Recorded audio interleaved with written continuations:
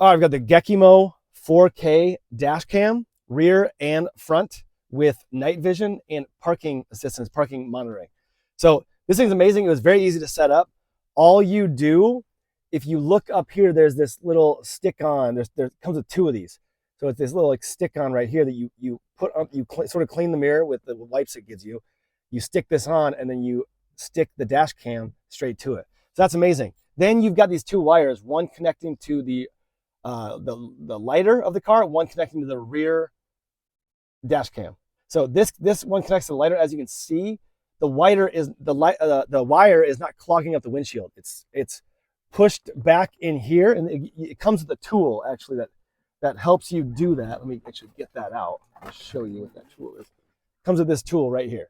So basically what you're going to do is you stuff it in there with the tool, and then if you come over here, you can see, you can't even see, it just sort of goes in there. So the wire is hiding, and then it comes out at the lighter right here. So it's plugged into the lighter here. Then you're going to come back here when they go to the back dash cam, but basically it's the same thing where you're stuffing this up, comes around over here, comes back in here. Then let's go to the back of the car, and you can see the wire comes through here. You can't really see. Then it comes around to the back out here, and you can see the wire, and it connects. This is the rear dash cam right here.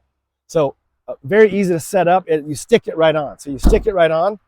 And so now we will come in here. I'm going to turn the car on.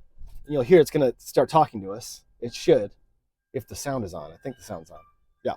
So it's making noises right now. There we go. So it's recording already right now.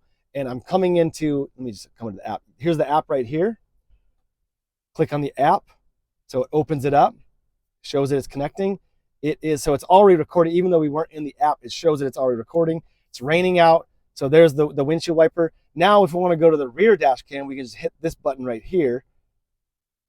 And there's the rear dash cam. And I'll use the windshield wipers. You see there's a person right there.